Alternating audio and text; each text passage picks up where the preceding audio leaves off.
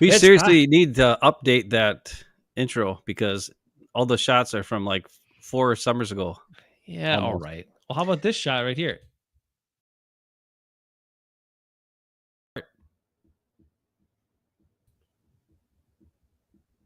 Is that Gute smelling a fart? Yeah, well, no, it's him being pompous assius and looking down on people while he's listening to their questions, sort of, that he won't answer. I thought he was smelling a fart there. I thought he was really looking for. Why is he so orange? Is he orange? I don't know. Yeah, he's kind of an orange guy. He's kind of got Donald Trump vibes, which is He's not a good thing. He's definitely arrogant as F, but that's all right, I guess, because he knows what he's doing. I love some of the stuff he said in his press conferences this week. Oh gosh, I'm excited to talk about that stuff. Oh yeah, I didn't think he said much of anything.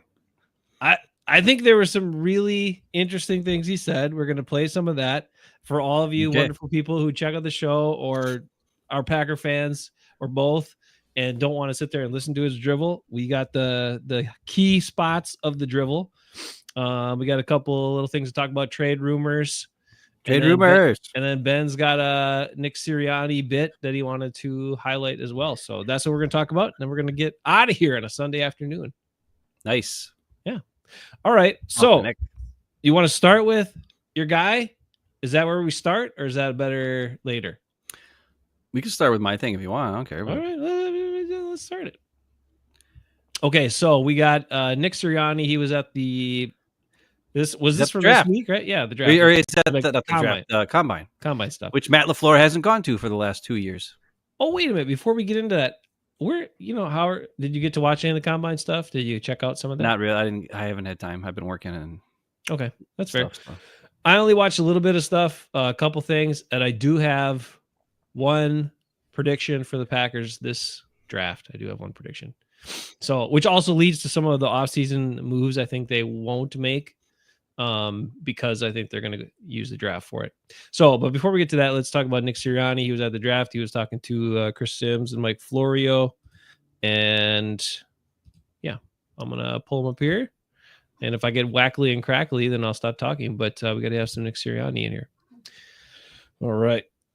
Let me get. Well, I want people to listen to him because he talks about Florio asks him, what does it take to get back there and win it again? And he starts off with that, but then I want to, as you get further in, he talks about the grind of the season and how hard it is to keep things going and all that kind of stuff. And then he says some other things. And then we want to compare that to what Matt LaFleur did this year after the season. So let's just take a listen. Oh, okay. All right, here we go. We got our guy, Super Bowl coach, winning coach, Nick Sirianni. Yep. And leader he is. Yeah. Number one biggest challenge to doing it again. Yeah. I think recreating everything again, you're trying to recreate your process over and over again. The grind that you had at training camp, the grind you had, I even went through this moment, when you end a year, it's such an important part of the process to meet with every single player, to meet with every single coach, right? Now that's 70 players, that's 20 plus coaches, and that's 15 to 25 minutes each, in 10 to 15, 20 minutes of each guy. I woke up after the Super Bowl and I said, man, I'm not doing that. I'm not doing that. I need a break. We gave him, so our exit meetings was Thursday, parade was Friday. We came back to work Wednesday, and I said that to myself, I'm not doing this. It's a grind. Right. Thursday came around, and we're meeting with players on Friday. I said to my assistant, I said, hey, schedule all those interviews. Because I have to do it. Yeah. Because success takes what it takes. Right. And it's the process, and it's about being here and interviewing the players here, and it's about doing all the exit interviews because you get so many good things. What went right? What went wrong? What are you working on? What I'm working on? What's can be better in the building? Those are steps to the next year. And so again, that's and you want to recreate as much as you possibly can while also evolving the things that you do as well. And so continuing to get better, that's going to be, and to go through the process again and again and again. But that's the cool part about football. That's the things that you miss when you're done playing and you're done coaching is the process that you go through. So but I know how you can feel after a long season. Case in point with what I just kind of talked about. Yeah. Well, congratulations on the Super Bowl win. All the best in the effort to get 2 in a row. He's Nick Sirianni. I don't know. Maybe you don't remember this, Jason. After the season was over, Matt LaFluer did not have exit interviews with his players. He chose not to do that this year. He didn't this year. Okay. He did meet with some of the high-profile guys, like, maybe a handful of guys. But he didn't do the normal exit interviews like you do every year with every player. He also hasn't been to the combine the last 2 or 3 seasons. And if you listen to that, Nick Sirianni said, yeah, even coming here and talking to these guys, these players. And yes, not all these, only, like 2% of them are going to be on your team, right? But getting to talk with them individually and knowing them might help you a little bit. I don't know. But the key thing is this. The guy who won the Super Bowl, who coached his ass off all year long with a team that was crazy, with his star receiver reading books on the sideline, guys fighting constantly. I mean, he was getting in fights with his own players on the sideline half the time. And he said, I am done. I need a break. I'm not doing the stupid exit interviews. We just won the Super Bowl. I can do whatever the hell I want. Fair. And still he said, you know what? Sign up those guys for the exit interviews because we got to do them. Because that's part of learning what was a success this year and what things we can improve on. And that guy won the Super Bowl. And our coach said, nah, exit interviews. I don't want to do it. I'm sick of that. What's that? Go to Indy and talk to the rookies and, talk to some other coaches and maybe, get some ideas from them and hang out with them and do whatever. Nah, I'll just stay Green Bay and then maybe I'll go on vacation. I don't know. Who knows what I'll do? I just thought it was interesting. That's all. Sign up for more paid speaking engagements like at that conference I told you coming up, leadership conference. A paid speaking engagement, or maybe, I don't know, engaging in the thing you're supposed to do. You're the head coach of a team. And as the head coach of a team, you're supposed to be interacting with your players right before you're not going to see them for like 3 months. You might want to, I don't know, get an idea of why things are going. And then you wonder, why do we have wide receivers who stay home and don't want to show up for practice one day? Why do we have a cornerback who, unless he's 100% healthy, even though he's one of the highest paid corners in the league, doesn't show up to play? Or he shows up for a game, plays like 7 plays, and he's like, yeah, I don't want to play no more. And he comes out. And you wonder why you have those type of issues on the team. Interesting. And then when you're asked that head coach about things, instead of being positive when everybody says, look at how exciting Edgerrin Cooper has been, he poo-poos it. Right. And talks about the things he does wrong instead of the things he does great. When asked about Evan Williams, he talks about how he can improve instead of the things he's done great. When he talks about the receivers, he complains about their drops, that they're running the wrong routes, and that the guys aren't blocking well in the offensive line. But, the quarterback's good. You had to ask him 17 questions to get him to say anything bad about the quarterback. Nick Sirianni is fighting with his players on the sideline, but still does the exit interview with them. I wonder what type of relationship Matt LaFleur has with his players. And I'm not talking the high-profile players. I'm talking every player. Right. And I want to know what kind of locker room it is now that Aaron Jones is gone. And he's been gone for a year. And I can tell you now, things have changed. This does not feel like a coach who is doing everything he can to win games. It feels like a coach who is just stringing along because he's getting paid, got a second contract now, and he's pretty good. He's okay. Whatever. I don't know. Just thought it was interesting. I'm thank you for showing that clip. But I thought it was interesting. Sirianni, he had the same idea. He's like, but he was exhausted. He's like, I don't want to do it. But then he's like, you know what? I got to do it. And that's the difference between a guy who won the Super Bowl and a guy who didn't win a playoff game this year. And then blamed it on everybody but his quarterback. Okay, I'm done for the rest of the day. Yeah, no. Well, I think it, I think it is, and you look at anybody in any position for a while who's had some success, There's certainly a lot of people are guilty of getting comfortable and not having the same sort of commitment or energy or whatever. That happens to a lot of people, right? Matt LaFleur, you could see that being the case. Now, the perplexing parts are, that his job is very unique. There's only 32 jobs like that in the whole world, right? And they get paid an exorbitant amount of money. And he's had so much, he's had like zero pressure on him basically the whole time he's been the Packers head coach, right? I mean, there's no pressure on the guy. I mean, they win games. That's all. They're sort of competitive. They're doing fine. Nobody's looking at him as the problem almost ever. So, he's in a pretty unique spot, and he doesn't have an owner who's going to knee-jerk reaction, kick him out of town and stuff like that. I mean, that stuff doesn't happen in Green Bay. So it's wild that you can't appreciate the uniqueness of that situation, because this job, even though some people will complain about, Green Bay is not exciting enough or big enough or blah, blah, blah. This job is one of one in the world, because you don't have that owner who can make a snap decision, and that's final word. You've got a board, you got a president, you got all these people involved that would need to come together and agree on something for a change to be made, and the Packers don't make those quick decisions like that. So he should appreciate what he's got, especially since he's failed in the playoffs repeatedly. And you can look at, sometimes that's players, sometimes maybe that's him. He certainly could have done stuff better. He always, I think, gives himself a little bit of a border there by saying, it's on me, I got to get better. And people in general, people are more forgiving if you say you're taking accountability, whether you mean it or not. So it is wild, though, to hear that. And it is interesting to hear the guy be honest about how worn out he was and just kind of done with all the stuff. But then when he thought about it, it's important. We got to do it. So I did not realize LaFleur didn't do I didn't pay attention to that. Sorry.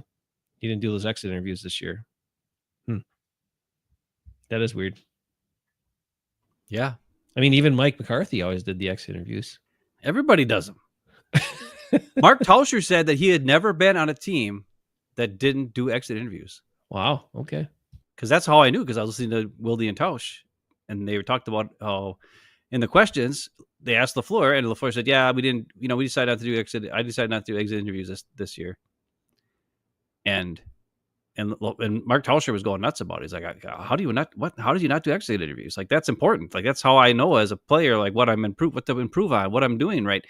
And he's like, and I'm sure the individual coaches of each player, like the position coaches, probably did talk to their players. I'm sure that happened. But still, he said there's an accountability of the head coach to be there for your players. What if there's something going on you don't know about? I don't know. Or just anything. And I think it just goes to show you, it all goes back to even Jaire, who decided to make himself a captain last season, right? LaFleur obviously doesn't know what's going on with these guys. He doesn't have a relationship with the players at all, except for obviously Jordan Love and whatever. But it's disappointing to me that when you see a guy like Sirianni, who, I mean, let's face it, 3 months ago, Eagles fans were calling for his head because there was so much drama and stuff going on the sideline with that team. But then they went on that run and kept winning every game, and somehow they made it work. So I don't know. Yeah. I think Matt LaFleur appreciates where he's at. I just think he's gotten to the point now where he either A, thinks he's smarter than he is, or B, doesn't realize that to be successful, you have to keep grinding. That was the one thing that Aaron Rodgers said about Matt when they asked about Matt LaFleur, what's the good thing about Matt LaFleur as a coach? And he said, Matt's a grinder. Well, you're not grinding when you take off and you don't do the meetings with the guys. If your best attribute, according to Aaron Rodgers, who's a Hall of Fame quarterback, granted he's a jerk-faced idiot, but still, he thinks your best attribute is the fact that you're a grinder, and you stop grinding, you just lost your best attribute as a head coach. That's true. I don't know. But, it is interesting because LaFleur highlights those type of players that, put in the extra time and effort and all that sort of stuff too. So obviously, he views that in some of his players as really important and a positive thing. So if all of a sudden he's stepping back from that, I don't know. Maybe not sure, man. But whatever. Like I get it. Fine. I mean, I don't want to beat a dead horse on it. I don't think we were winning the Super Bowl this year anyway. This leads me back to some interesting things Gute said. All right, let's hear it. Because I feel a similar thing from him where it's like, well, we got to hear some of his stuff, then I'll explain. But there's a number of things here. I'm going to get into a couple different Gute. So Gute actually had he had like a full scale press conference thing at the combine with all the reporters. And then he had like another session and he said a few different things at each of them. So we'll pop on both of those and give you a listen to just some key elements from those pieces here. I couldn't hear it in my ears before in these headphones. I don't know why, but I'm glad you could. So that's fine. Let me make sure I got the right one here. Is that the Gute one? No, I want this one. All right. So, we've had talks, Ben. Obviously, the big thing with Myles Garrett talking about wanting to be traded. And we came out and we were like, the Packers got to be all in on this. Like, they're talking about we need to win now. And Gute even said after the season, we have to have more urgency about winning and blah, blah, blah. Well, then he said some other interesting things in this. And of course, I can't tell whether this is him trying to boost up something for a possible trade or move, or if he really just believes his own BS. I'm not sure, but let's find out what he was saying, and then we'll kind of take a listen to it. It was important for all our guys, including Lucas. I think, again, we talked a little bit about we need to affect the quarterback more in our front four, which is 4 players, and Lucas. Oh, come on. Commercial. Allstate, you're killing me, this is how to get in shape. This is how to get in shape. Look at that. This is the problem. First he looked like me, and then after that, he didn't look like me. He does everything he can. He's everything you want in a professional as far as his work ethic and what he puts into it. And I expect him to take a big jump this year. All right. So one of his things that's just hope. It doesn't mean anything. Exactly. So he's talking about Lucas Van Ness. He's asked about Lucas Van Ness, right? And he talks about the importance of a 4-man rush. We've got to put pressure with 4. We've got to get pressure with 4. It wasn't good enough, right? Like that was the thing. But then he's like, you have 2 guys. You have Rashawn Gary and you have Lucas Van Ness. And I even heard a statement from some of these Packer reporter guys that are internet guys. I think it's Matt Schneidman and Nagler were talking. And then they're like, yeah, I mean, it took, Rashawn Gary and Lucas Van Ness, like, a couple 2-3 years to get going and show what they can do. And I'm like, or make an impact. And I was like, what? And like Rashawn Gary had one kind of decent season in his 3rd season. And Lucas Van Ness, like, what has he done or shown you? Like, other than he hustles, but does he show you he can be a consistent pass rusher or a guy who's going to make a difference? And then this is what Gute says. Like, you have guys that are interested in going to a different team. You have resources that you can offer other teams. You talk about winning. You talk about we've got to win now. We've got these other pieces in place. There's a lot of things that are going to be changing in the next couple of years with a lot of these young players coming up on second contracts. We're not going to keep a bunch of them because we can't. It's win now. It's win now mode. So you got to make a move for something versus something you expect or hope that he's going to come back and really make a big impact this year. I mean, you can compare it to the wide receivers just this last offseason before this year. Everyone's expecting Romeo Doubs to be something. Expecting Christian Watson to improve and stay healthy, expecting Jaden Reed to have a sophomore season that's better than even his rookie, and then expecting Dontavion Wicks to develop into something spectacular. We were concerned there wasn't going to be enough balls to go around to all the guys to make plays, and none of the 4 did anything really all year. And all this expectations equaled nothing. Our best guy catching the ball was freaking Tucker Kraft. So, I mean, if you're expecting Lucas Van Ness to all of a sudden become a pass rushing specialist, masterful guy, first of all, there's nothing that he has shown that. At least those 4 receivers showed us some highlights in the year before last year that gave us hope that they could become something, and yet they didn't. Lucas Van Ness has not shown us much of anything. Yeah, he chased down Justin Fields his rookie year one time and looked really fast, and that was cool. But other than that, I can't think of much else he's done. Here maybe a play here or there, but that's it. I mean, it's more than Kenny Clark, but that's anybody's doing more than Kenny Clark out there. So, another thing that's really interesting is, I think Andy Herman said something about this today. He was going over pass rushers and free agency, which I don't think there's anybody that's worth a darn. He's saying Khalil Mack, and I'm like, no. I've seen Khalil Mack's tape when he was with the Bears. He takes plays off. Yep, a lot. He does the Zadarius Smith stuff, and then Andy Herman's like, you should see his tape. He's like amazing. And I'm like, no, he's not. Is he looking at tape from like a couple years ago, or I don't know what he's looking at. 7 years with the Raiders? But one thing he did say that I agree with is this. He said the Packers don't need just a veteran or another guy at those specific spots: wide receiver, defensive line, offensive line, really. Well, or corner. The 3 positions of need: corner, wide receiver, defensive line, whether it's D tackle, defensive end, whatever, pass rusher. Those 3 areas are places of need, not because of depth. We have a lot of decent to good players at those positions. What we need is a superstar at those players. Difference maker. A difference, like signing a 34-year-old Khalil Mack, or however old he is not going to be changing the landscape of our pass rush. It's just adding another guy. It's like Preston Smith being there again. I mean, he's better than Preston Smith, but not much. What we need is, a Myles Garrett type guy, a Max Crosby type guy, a guy who can affect the play, a guy who can mess crap up and force the opponent to double team him so that it gives the other guys who are fairly decent to good a chance on one-on-one battles to then make a play.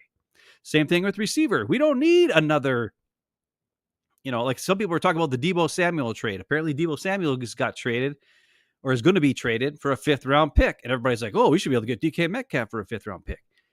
And Andy Herman talked about that today too, and I agree with him. He's like, Deebo Samuel is a 6'1", or no, not 6'1", a 5'11", 5'10", 217-pound guy who's on the downswing at 29 years old. And not only that, he's a slot player or a gadget guy. That's why he went for a 5th-round pick, because he's got a high cap. He's like $17, $18 million on the cap, and he's on the downswing of his career. And you can find a bunch of, slot-type guys at that weight. But DK Metcalf at 6'3.5", 227 pounds, monster speed, height, weight, strength, monster at only 27 years old. And he just turned 27. That's a difference maker. We're not going to get him for just a 5th-round pick. It's going to have to be more, because that's something that doesn't just grow on trees. But that's the thing we need. We wouldn't need a Deebo Samuel. We don't need another run-of-the-mill, not run-of-the-mill, but like, a regular guy. We already have guys that are good. Like, most of our receivers are good players. We need a difference maker. Most of our pass rushers are good players. We need a difference maker. I would take my 1st-round pick and maybe next year's 2nd or whatever and get Myles Garrett. I would take a 2nd or 3rd-round pick this year and trade away Romeo Doubs. Hopefully they take him. If they want Wicks, then we only give them a 3rd for DK Metcalf. And then we get a 5th back. We'll give them a 3rd. We get a 5th. They get Wicks. We get DK Metcalf. But get them both. And sure, we don't have a 1st or 2nd-round pick this year, but who cares? Look at Gute's last 1st, 2nd-round picks. Jordan Morgan, what's he doing? What's Lucas Van Ness doing? Nothing. What's Christian Watson doing? Hurt half the time. What's Josh Myers? He's gone free agency. He was a 2nd-round pick. Not worth a dang. A.J. Dillon. I forgot A.J. Dillon existed until the other day. He showed up with Josh Jacobs at the Super Bowl. And I was like, holy crap, that's right. A.J. Dillon was still on the contract this year and on injury reserve all year. I forgot he even was on a team. Yep. But he's another second round pick who was just not worth it. Exactly. These picks, the way they value these picks, it's like it doesn't make any sense. Your odds of getting a difference maker in the draft are minimal. Your odds at getting a difference maker in the draft that's going to help your team win now, even less. And here you have opportunities. Unless you're the Eagles. Right. But here you have opportunities to make a move for a known commodity or multiple known commodities. And I think, too, I exactly what you say. Difference maker at receiver, difference maker on the defensive line, pass rusher, and leadership. And the other thing that's highly underrated right now is how hungry these players are. Max Crosby, Myles Garrett playing on crappy teams. They don't get to win. You know how hungry they are to win. And if you give them an opportunity, you're going to see the best of those guys. Because they want to win. They haven't done it yet.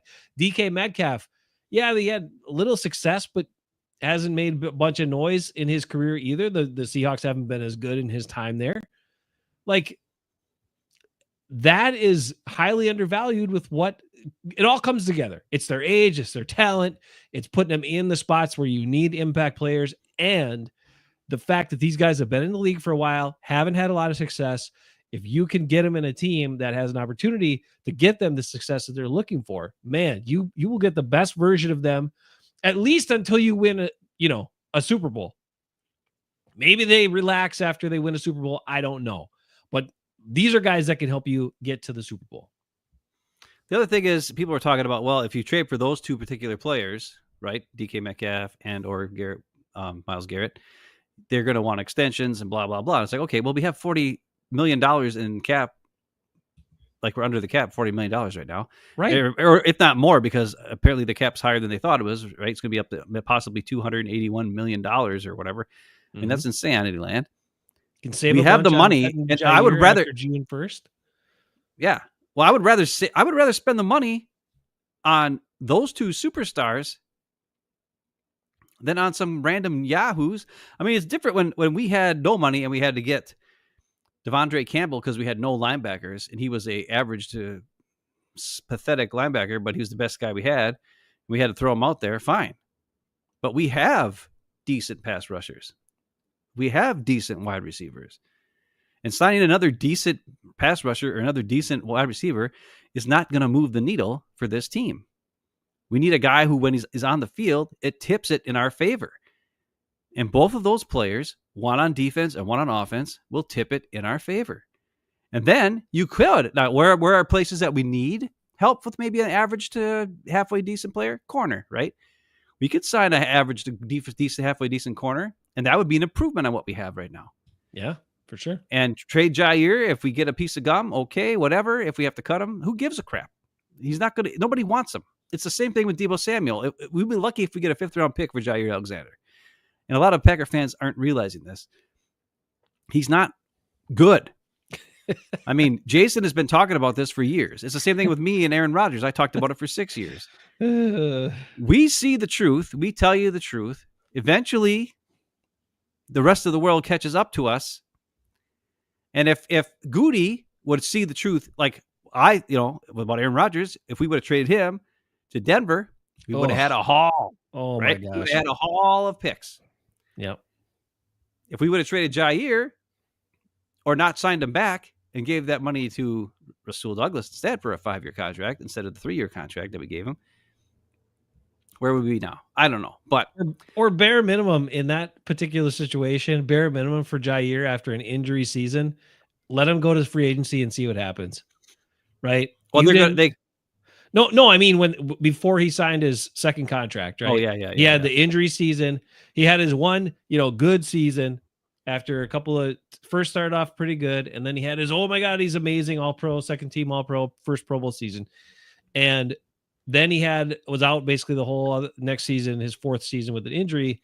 And they had already declared, we're giving him the big extension and all this sort of stuff. And that was when we needed Rasul because we picked him up off the scrap heap and he went out there and played great. And Eric Stokes looked halfway decent as a rookie that year. And then he went downhill. He had plenty of deficiencies. He was good at like one thing, but when he could do that one thing, he was fine.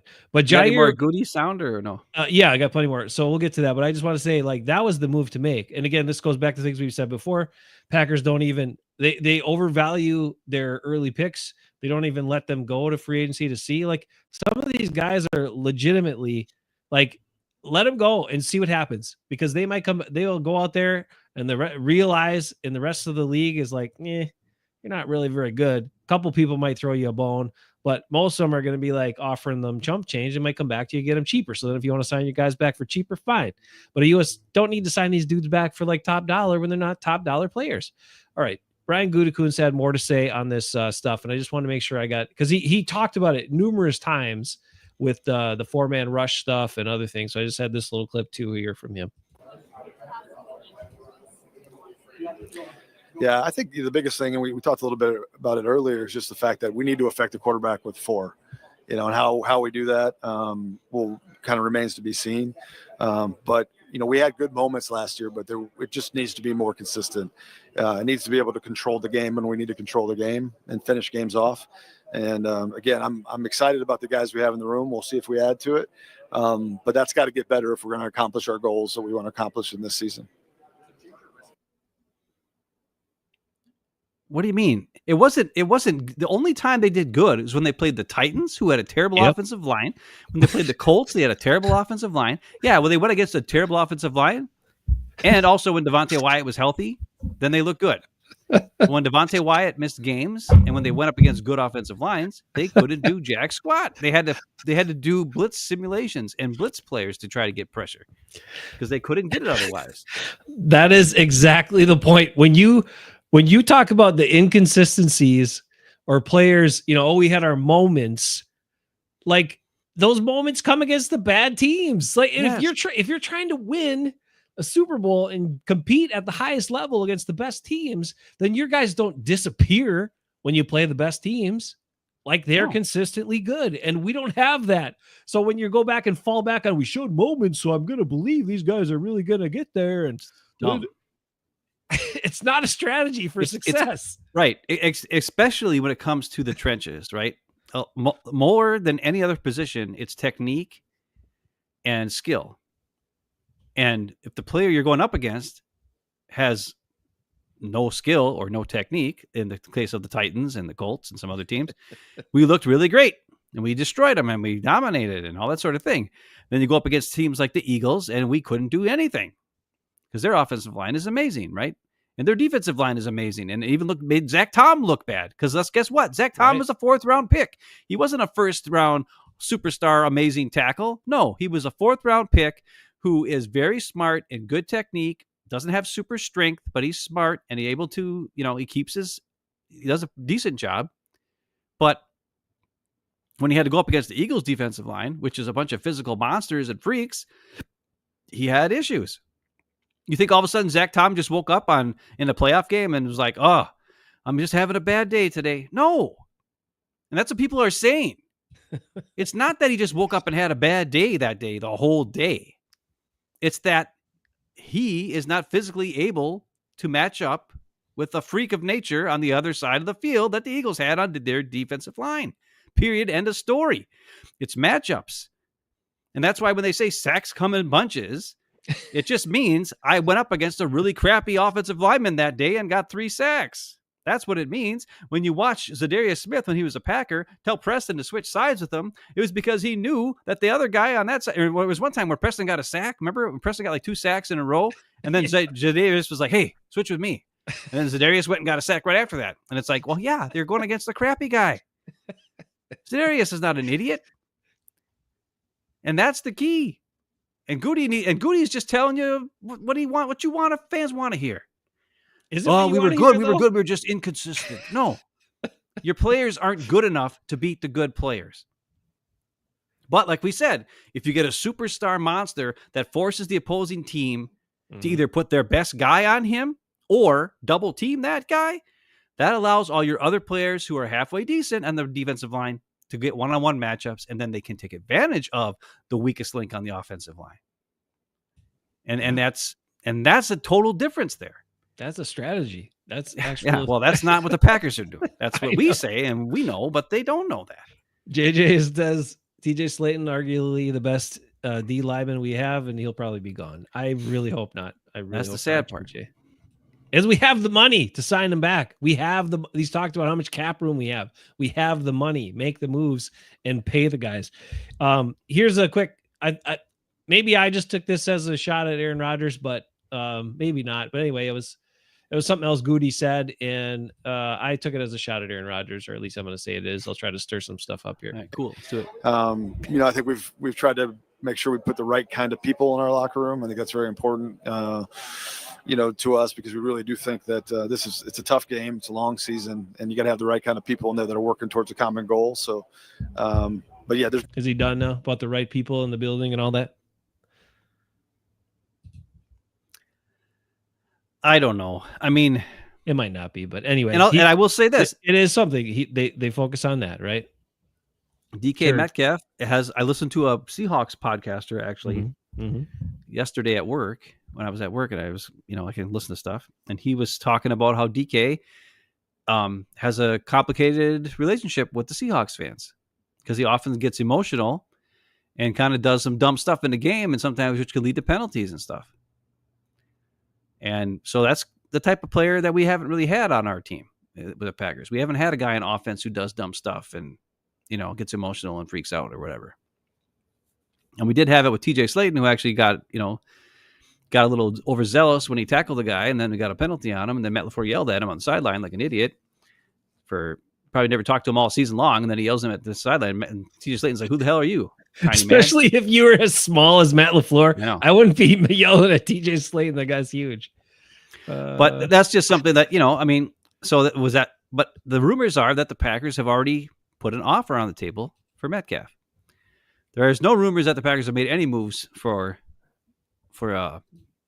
Garrett. So, God, why not? Because I think everybody wants him. I know, but the Packers have a lot of chips. They have a lot of stuff they could offer here, right? They really, really could. To almost convince the Browns that it would be a beneficial trade for them. They really could. Especially if they throw in some picks, because all these GMs think they're the wizards of the world, and their picks are they're going to always get it right, or, whatever. They all overvalue their picks. So throw a little extra pick value in there and see what happens. That's what I never understood that whole thing about like players and picks and what they're worth, and okay, let's take Deebo Samuel for instance, who just went for a 5th round pick, right?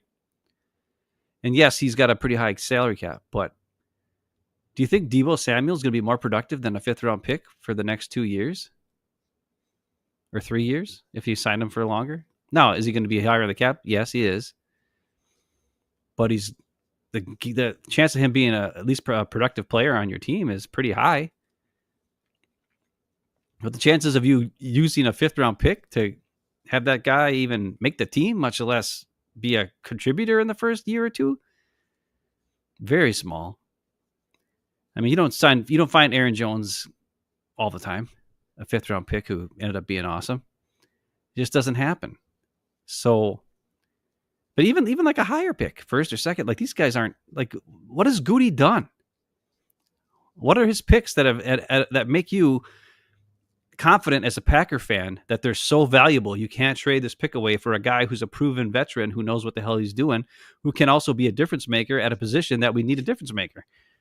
Because it's obvious you're going to draft. If he does draft high, he always draft and develop guys who you're not going to see their returns for another 2 to 3 years at the most before they kindly come in and make something happen.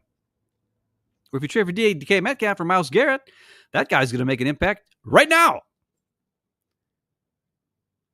So who gives a crap if he costs a little bit more and you don't get to draft a guy who's going to sit on your bench all year or be on injured reserve like Jordan Morgan was?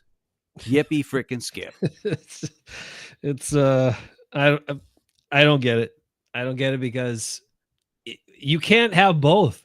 You can't talk about winning and having more urgency, and the standard is winning for Super Bowls and blah, blah, going for Super Bowls. That's our standard. You can't say that and then operate like this. You just can't.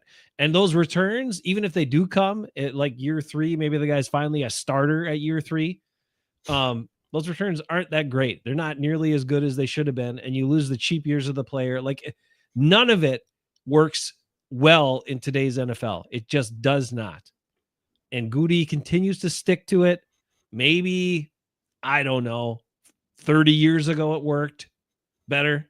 20 years ago, maybe even. But it's, I don't know. What we all as Packer fans, when we were finally rid of Aaron Rodgers' big contract and all of that, and finally rid of some of these other contracts that were weighing us down. You know, you cleared Zadarian Smith, you cleared some other guys, whatever.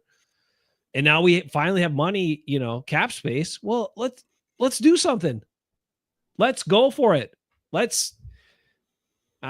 Especially when you have unique opportunities like this. I know there are a bunch of teams that want Myles Garrett, but you got to make a strong play.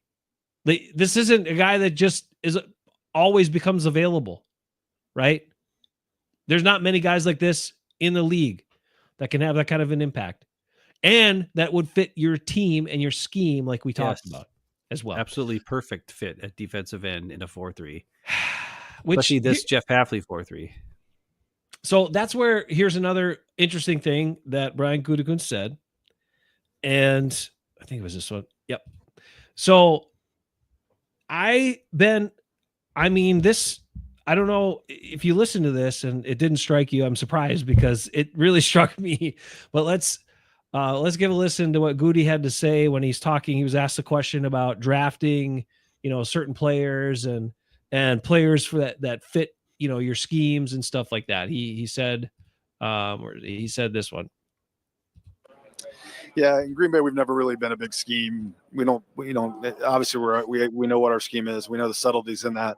I think we've always tried to. Our process has been about getting the kind of players that can play in any scheme. You know, I think you got to be really careful about when you're selecting players that are, you know, one scheme fits, because that stuff can change. I mean, it can change with our staff, and we can, you know, what we started out doing at the beginning of the year last year. As Half got familiar with what we could and couldn't do, and injuries play a part in that, then we adjust. So you got to have versatile players. You got to have guys that can do everything. So you know, our process has been in place kind of almost 30 some years now. And again, we're aware of our schematic differences than other teams, but it doesn't play a huge role in how we go about it.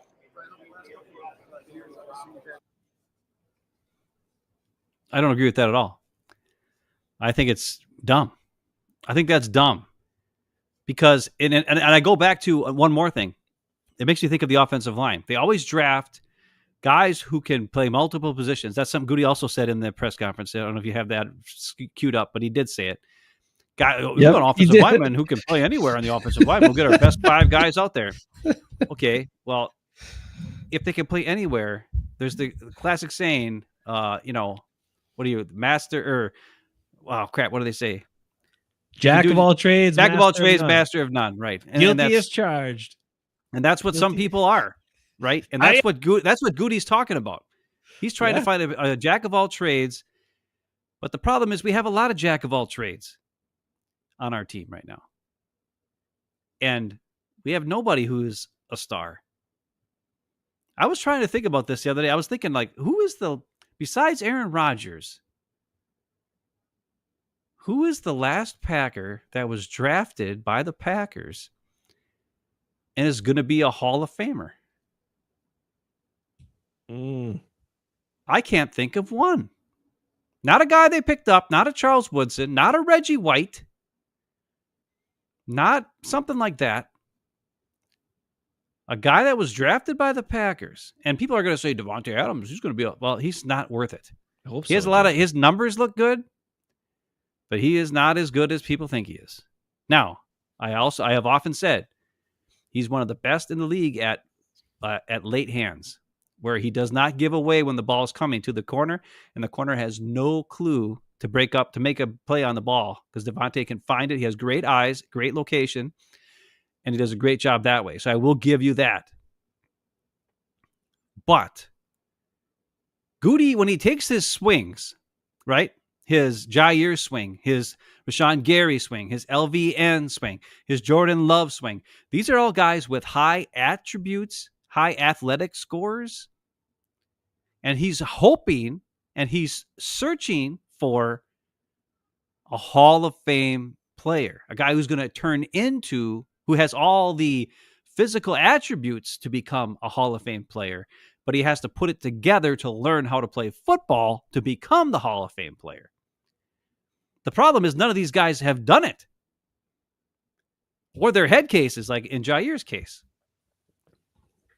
Or they get injured all the time. Christian Watson, 6'4", runs a 4.3, frickin', but he can't catch the dang ball half the time, and he's not very shifty, right? Yeah, which Gute is feeling good about that pick now too, because he's been hurt so much. Because he was asked also about Christian Watson's, contract year for him and all that sort of stuff, and he had a little smirk or smile when he was talking about it, because he knows Watson's going to miss a whole bunch of time, and he will have an opportunity to sign him back for cheap. Real cheap. And but the thing that's interesting is this. When you look at other teams, even the teams that aren't successful, I think there's going to be Hall of Fame players on teams. Like Larry Fitzgerald with Arizona. Yeah. Was a Hall of Fame player. TJ Watt, Hall of Fame player. Even Cam Hayward, Hall of Fame player. He's going to make you in the Hall of Fame. TJ Watt one hurts a little bit. These type of guys. Richard Sherman is going to be in the Hall of Fame. Now, they won a Super Bowl, but still, like, there's other teams that have, and I'm not saying Hall of Fame players are going to come up all the time, right? We know that. That's not the case. And even when you think of the Packers, the 2 Super Bowls in the last 30 years, they really only had 2 Hall of Fame players on each team, or 1. And yeah, LeBroy is in, but he took him forever to get in. And on the 2010 team, I don't know. There is, it's only Charles Woodson and Rodgers that are the Hall of Fame players on that team. So it's not like you're looking for a bunch of guys, but it's just a thing where when did it happen where all of a sudden Packer fans think that Gute is such a genius that these picks are untouchable and not tradable? And why is Mark Murphy not getting on him about, hey, can we make a move here?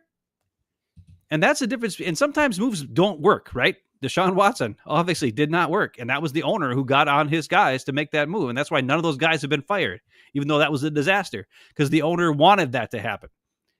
And he can't fire those 2 guys because they told him they didn't want to do it, but he made them do it. So now they're still there, even though it's been a disaster for years and years. And you watch Baker Mayfield go from team to team to team.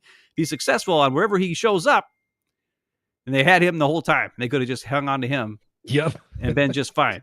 And maybe could have used all those assets, the first-round picks they traded away and all that money on other players, which the Browns could actually have been a good team for the last couple of years instead of being a piece of crap. Mm-hmm. But that's the difference is I don't want another okay guy. I don't want another guy who's got all the talent in the world. He just has to learn how to harness it. Josh Jacobs said at the Super Bowl, he said, Jordan Love, I can see it. Oh, this guy figures it out. He's going to be awesome. Well, when he figures it out, he's making $55 million a year. You think he would have figured it out to get paid that much? Nope. Rashawn Gary, big high contract. He hasn't figured it out. Jaire, big high contract. He never figured it out. Kenny Clark never did anything. Made a bunch of money. What is going on? Just because they were the first round pick of Gute, they get the big contract? It's dumb. It's the way. It's the Packer way. Trade the picks. F them picks. Be like the Rams.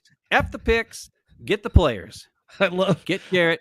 Get Metcalf. Let's go. Trade your first, second round picks away. Trade Dobbs to the Seahawks. Trade Van Ness to the Browns. He ain't going to play anyway if you freaking trade for Garrett. So screw it. Yeah. Or give him Kingsley Enagbare, whatever. I don't give a crap. It don't matter anymore if you have Garrett. I want to see him on the field at like 80% of the time. I don't want to see Enagbare or Van Ness or any of those yahoos out there ever. If you get a guy like that or a Max Crosby, that guy wants to be on. I want him as a fan. I want to see that guy on the field. And that's what takes, the rotation of average players. Ooh, yay. Mm-hmm. It's so great. It's been great, right? Oh, we have all our depth at D-line. Oh, let's keep. Remember when we went to practice? It still blows my mind that year. We went to the practice that the Packers against the Patriots 2 summers ago. Yeah. And Bill Belichick was there. And they had all the pass rushers working together. There was 12 pass rushers. 12 pass rushers. So you're talking outside linebackers and defensive ends were working together as a unit. Mm-hmm. And then there were 4 linebackers, and 2 of them were injured. So it was just McDuffie and Eric Wilson were the only 2 guys who actually could practice that day because Quay Walker was hurt and Campbell was hurt. Or Quay Walker was a rookie. Maybe it was Quay Walker and McDuffie that was there. I can't remember. Maybe it was Eric Wilson was hurt. But all I know is this. There's only 4 guys standing over there, and only 2 of them did any of the drills at the 2 inside linebacker spots. Because you can't have enough defensive or pass rusher guys. No, can't have even enough. though none of them, they're all the same. It doesn't make a difference if they're fresh because they don't do anything. Got to create that competition for guys that are equally subpar or equally average. Like the Packers are remarkably consistently inconsistent, but consistent within their talent level at all these positions. And it does exactly what you say. There's no impact players like Lee was talking about. There's just, it's ridiculous. It's ridiculous. Okay.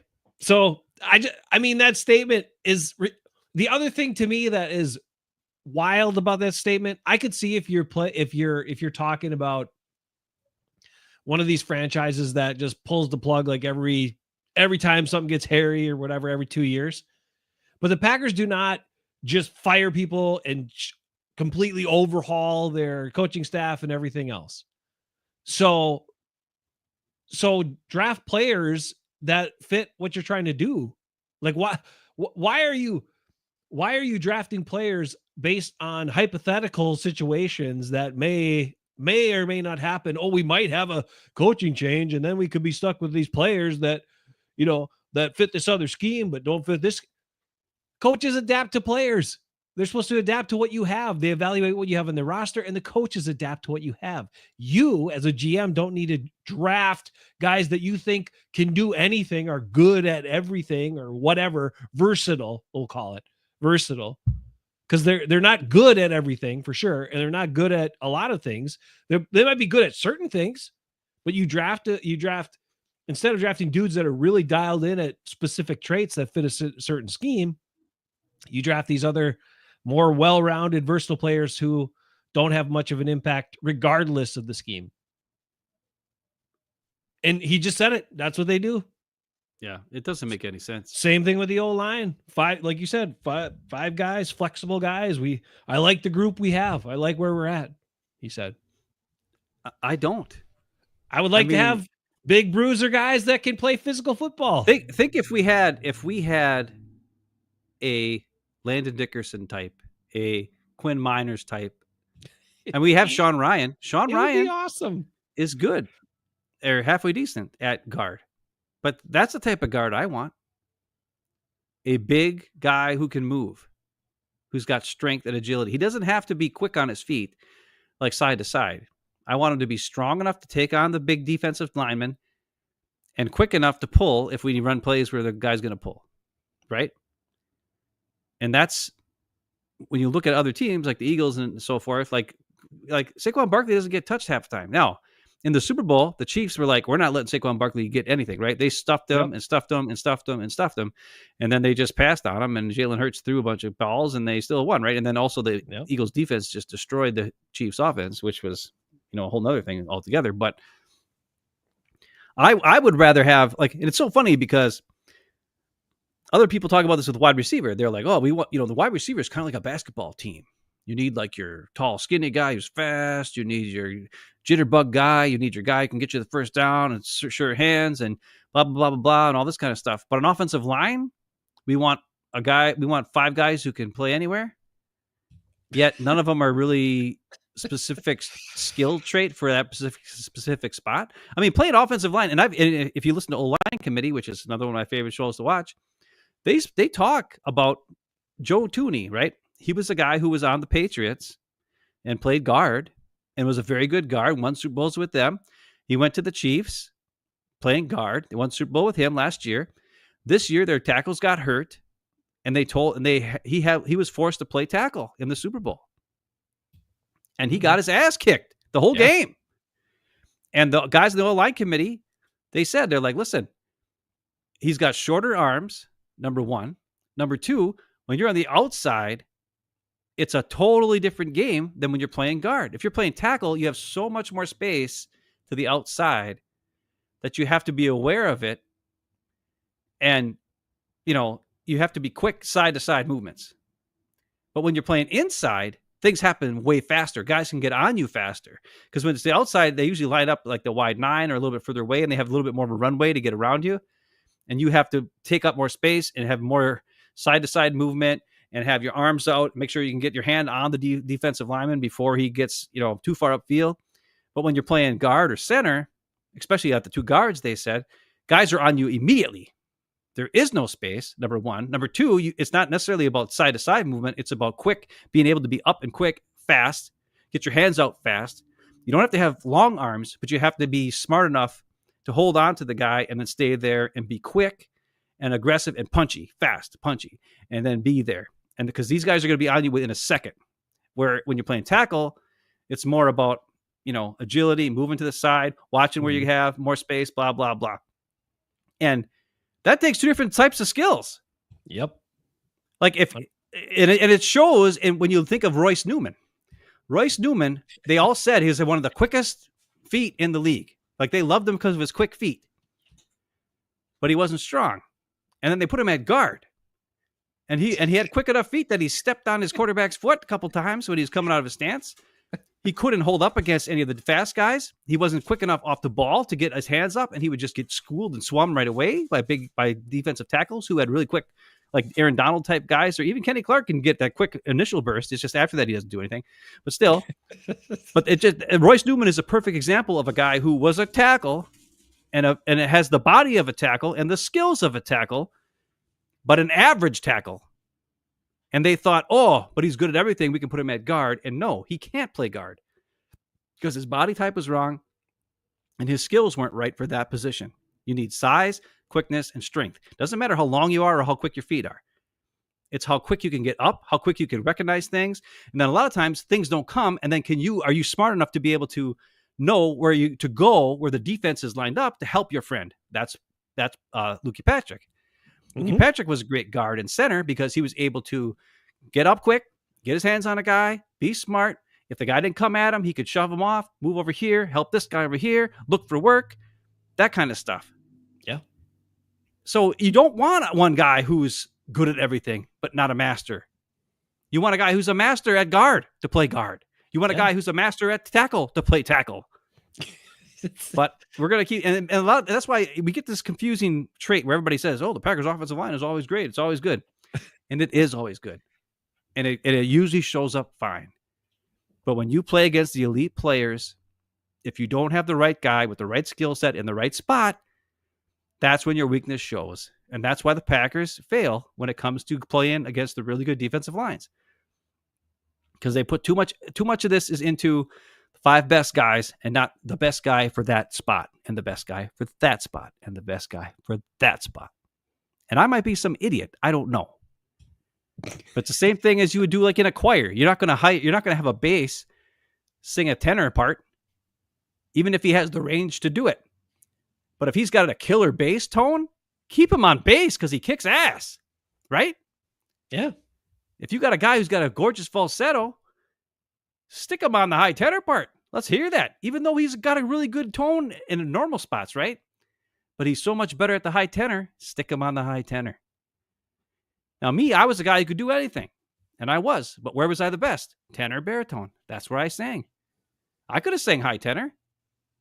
But they knew, hey, you're one of the best tenors. You're the best second tenors around. Second best baritones. They stuck me at second tenor, baritone. That's just what it works. If you're the best at something, put the guy there. All right, I should shut up for a while. So why do we say all this stuff? Why do we go over this stuff? Because this is Brian Gutekunst, the guy in charge of acquiring the players, right? Of making those decisions. He's telling you exactly what his priorities are, the way he looks at stuff. We are communicating with you more directly about what that means. So you as Packer fans this is the expectation. This is where you should expect this team to stay, right? They're not, if they don't do the big moves and don't find the impact players or make a move to get the ones that they know exist, and he keeps going with his draft picks and, you know, all the way we do it here is proven to be successful. Well, yeah, successful, right? You're competitive. You're a good team, consistently good, but we're not good enough. Almost never good enough unless we get the right breaks happen, right pieces come in. Oh, Charles Woodson was on the scrap heap. We get, you know, a couple things, right? But you got moves to make here, and your GM is telling you he's not going to do it. So don't expect it. All right. Lastly, just because I did a whole bunch of research and I wanted to clarify a couple things because I was trying to caught some people up here about Jaire Alexander, but Gute was asked about Jaire as well. So we'll play his little clip and then I'll give a little recap of some things that I researched and found out. So Brian Gutekunst was at his other thing, who he looks very stern there, right? And he was asked about Jaire Alexander. How would you describe Jaire Alexander's time with the Packers in the years he's been there? Well, obviously he's been here a long time. He's been an elite player for a number of years. I think the past few years have been very frustrating for him, and certainly for us too, just because you want players like that on the field consistently, and when you can't be because of injuries, that's a tough thing on a player. I know he's doing everything he can to be out there, but I think the last few years haven't been where we wanted to be only because of injury. But obviously, very, very talented player. You get the sense that Jaire wants to stay with the Green Bay Packers? Yeah, he's never said anything differently, and I think you're muted. I know. It's because I had to pull a MacGyver move here and listen on my phone so I could hear what was being said because it's not coming through my headphones, so I play it. But at least I know it's being broadcast out to the world. So asked about what do you think about his time here, Jaire Alexander? And I don't know if he's trying to like prop him up to try to get value for him, right? Is that what he's doing here? Is that what he's doing? That's what he's doing, man. Okay. He's doing his best to try to make him look good. He's trying to sell that. That's why the 49ers got a 5th round pick for Debo. They did their best. They tried to tell everybody that he was still good and he wasn't a pain in the ass. And only the freaking Washington Commanders bought that crap and gave him a 5th round pick for it. We'll be lucky if we get a 7th for Jaire. Dang, Nate Dizzle's here. He's saying you'll see Green Bay make multiple big moves this offseason. We hope so, Nate Dizzle. We were just talking about they got to be big, though. They got to be big, Nate Dizzle. They got to be big and not average guys. Right. All right. So here's a couple of things. Now I'm just going to finalize a couple of points because. All right, let's do it. You hear all this stuff. We saw all the things. There was a recent graphic talking about comparing Jaire Alexander to his time in Green Bay to Demarius Randall's time in Green Bay, which I thought was interesting, right? And then some people were like, oh, you can't compare that and blah, blah, blah, blah, blah, and all this sort of stuff. And then in the comments of this post, some people were like, that's ludicrous. That's ridiculous to compare the great Jaire Alexander with Demarius Randall. Like, who was that guy? And then in the comments, because basically what it was doing was saying, it was comparing interceptions. Like Demarius Randall in way less games had 10 interceptions. Jaire Alexander has only had 14 career interceptions with the Packers, even though he's considered to be one of the greatest in the league and one of the greatest Packer corners of all time, apparently, according to Brian Gutekunst and the Packers. And Demarius Randall was a guy that as soon as you had some problems with him, we were like, get him the hell out of here. He's not worth it. He's not worth it. Even though he made some plays, right? I mean, he was a guy that did stuff. He was okay. He did. So in the comments of some of these social posts comparing these two with these people just couldn't believe the comparison and who's saying all this, all the common myths come up. Oh, these people don't understand ball. I mean, you can't make plays and nobody's throwing at you and yada, yada, yada. Jaire never targeted. Oh, he shuts down the side of the field. Oh, my gosh. Well, okay. and he's always on the best receivers and shuts him down. Okay. No. Number one, Jaire was never a follower. The Packers schemes did not have him follow people almost ever, even in the Vikings game. That one Vikings game where he had a pass interference that wasn't called, and he did the gritty on Justin Jefferson when he didn't catch it, and yada, yada, yada. He was not following him around that game, and he wasn't even playing man a bunch of times that game. We've already talked about that too. But the actual numbers for Jaire Alexander, okay, in 78 games, he has been targeted 448 times. All right? Per game, that's 5.74 targets per game. In the course of a 17-game season, which if he actually played all 17 games, that equals 98 targets over the course of the season. 98 targets. 98 targets. That's an opportunity to make some plays, right? Almost 6 times a game, people are throwing at the guy, even though he's the best. In comparison, Keyshawn Nixon this last year was targeted 4.94, so almost a full target less per game. Keyshawn Nixon was, and he was having to step up and play the better guys most of the time because the other outside guys corner for the first time in his career. Here's a couple other comparisons. Patrick Peterson in his career, 4.95 targets per game. Carrington Valentine, if you want to look at him, he's only been targeted 2.78 targets per game, and he made some plays this year. Sometimes on plays he wasn't targeted on, he still broke off his guy and got a pick because he's a Rasul Douglas genius. And some people will be like, "Oh, you're not comparing, apples to apples here," and all this sort of stuff. Sauce Gardner, okay, he's been targeted 199 times in 48 games. That's 4.14 targets per game versus 5.74 targets per game. Okay? That's almost like time and a half. I'm just saying, guys, the myth is he's never targeted. The myth is he shuts down the field. He affects the game with his coverage by taking away key players that they can't throw to. The truth is that's not the case. That is not the case. He has had plenty of opportunities to make plays, and quarterbacks are not afraid to throw at him. The numbers will show you that.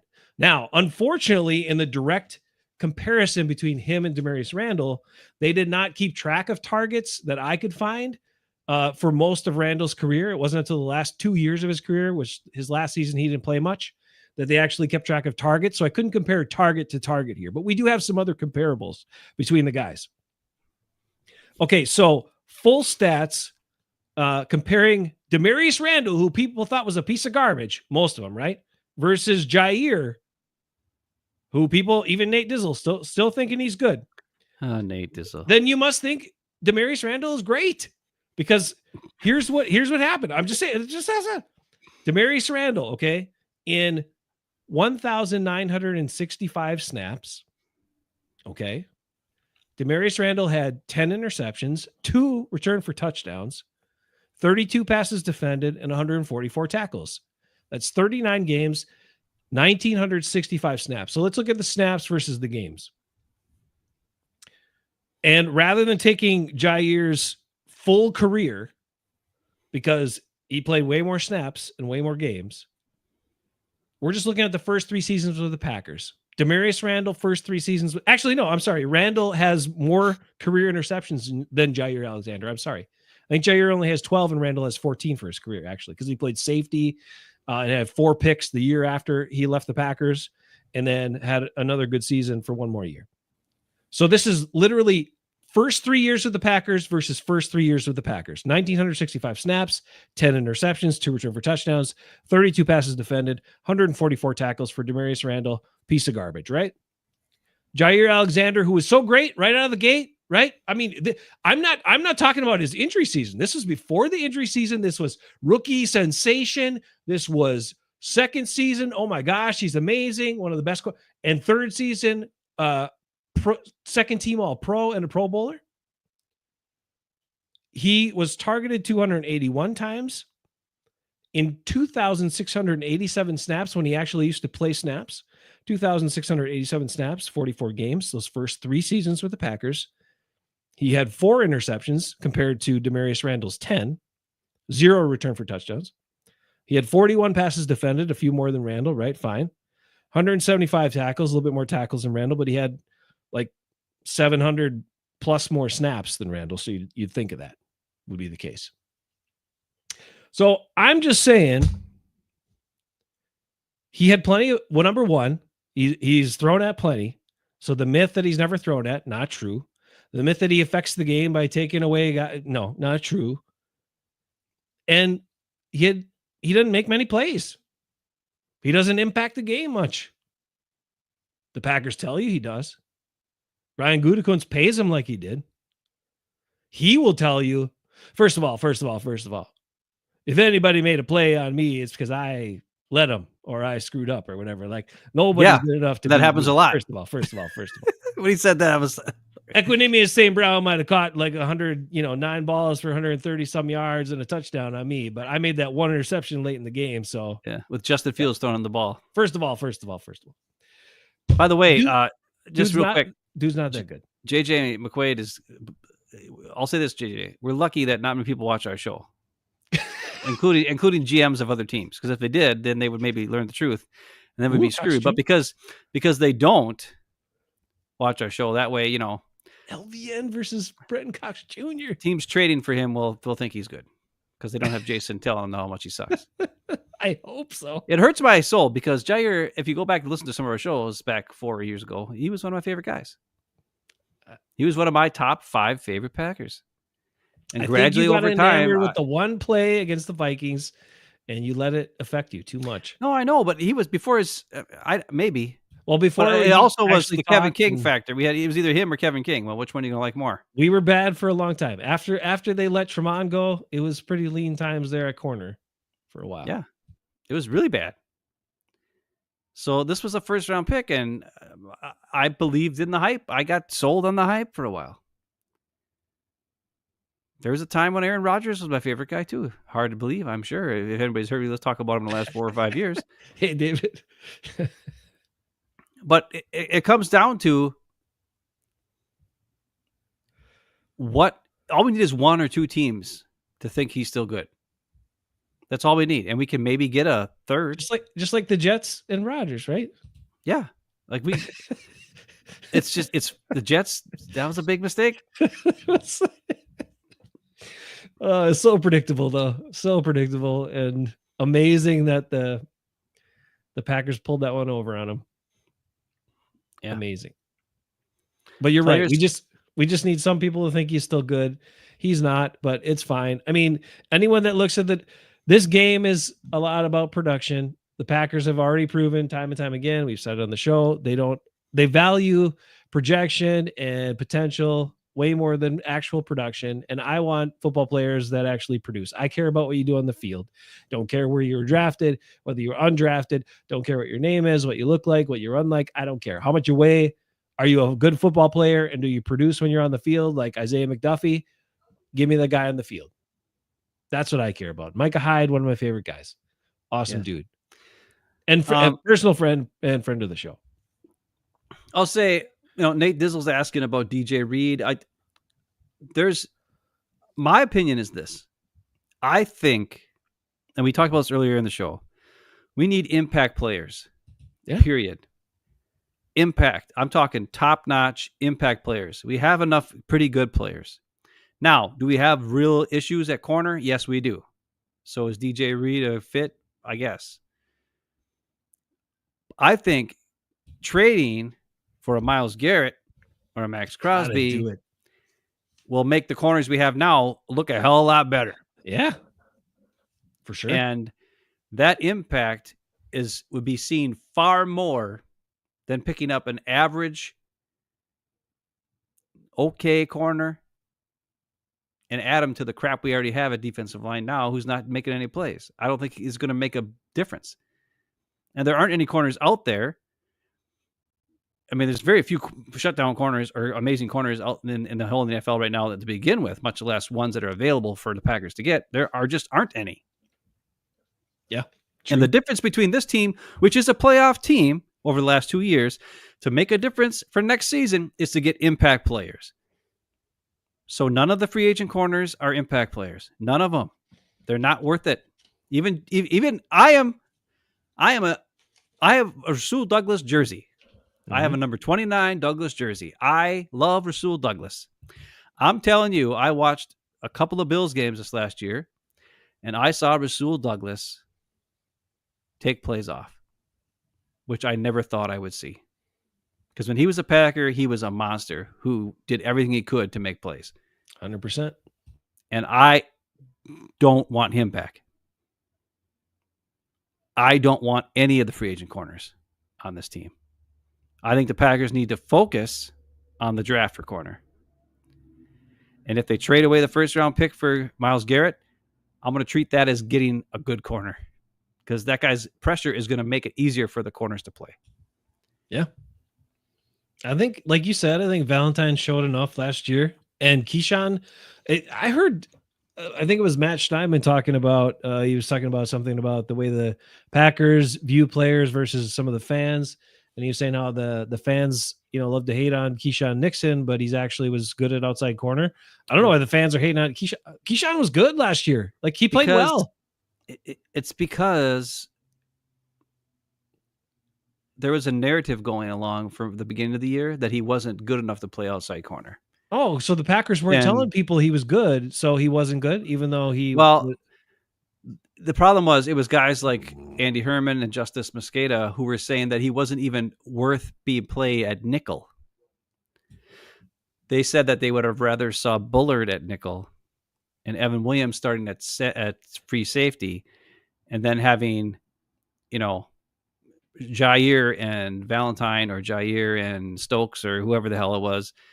This is at the beginning of the year. It changed throughout the year, but at the beginning of the year, that was the narrative, that Keyshawn wasn't even good enough to play nickel, that Bullard was better than him at nickel, which I actually think they're about the same, and Bullard may be a better tackler, but Keyshawn is aggressive and is very good. Yeah, instinctive. So I have no issues. Mm-hmm. And because I think what the fans thought then was because, well, he's not and people don't think of nickel as its own position. They think of it as the third corner. A lot of layman fans. Sure. They don't think of it as this guy needs to have the skill to play the run, get off blocks, be able to cover a guy with a two-way go. I mean, when you're playing outside corner, you really don't have to worry about an inside cut or maybe a goal ball. You don't really have to worry too much about anything else. But if you're playing nickel or you're playing that slot nickel corner spot, you got to worry about a guy who's going to go left or right. He can get past you one way or the other. He can do a comeback, go right at you, come right back from you. And you have to worry about him. If he fakes blocks you and then takes off, you got to worry about that. But also, if he does actually block you and there's a run coming at you, you got to be able to recognize that. I mean, nickel is one of the hardest jobs in the whole NFL. So, right. But fans don't think of it as that. They think of it as the third corner because he's paid as the third, usually on the team, right? You play your top two corners on the outside. Oh, they're so important. And they are, don't get me wrong, but I think that's what happened. So fans thought, well, he's not even our third best corner. He obviously can't play the outside. If guys like Andy Herman and Justice Mosqueda are saying he's not good enough to play nickel, right? And I think that was the narrative, and it stuck all year long, which even though he didn't give up that many plays at corner, he actually played pretty halfway decent out there. So I don't know, but I think that's probably what happened. People just get confused. They're not used to watching games. They don't understand what's all going on there. And that's probably what happened. But by the end of the year, the narrative shifted. And a lot of those guys, Andy Herman, Justice Mosqueda, all these players, or media folks, Ryan Wood, were celebrating Keyshawn at that corner position and saying how much better he played than what was, previously reported. Like Silverstein was even, was saying like, oh yeah, I think Silverstein, was the first guy to say it. Because I listened to all the after shows with him and Ryan Wood. And there was somewhere in November or so where Silverstein was starting to say, Keyshawn's playing pretty dang good out there, blah, blah, blah. There's a couple times Ryan was like, well, I mean, I don't know. I mean, he's, and all that kind of stuff. He's like, I mean, Jaire, you got Jaire, it'd be much better. Jaire.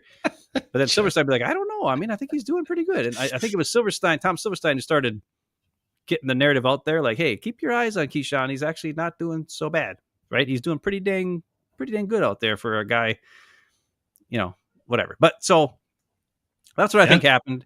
Okay. And now, of course, everybody's starting to realize, it's okay. And then, and even after the season, Keyshawn's like, hey, I don't want to return kicks anymore. Number one corner doesn't return kicks. Right. And he is the number one corner because Jaire is nothing, right? He's gone.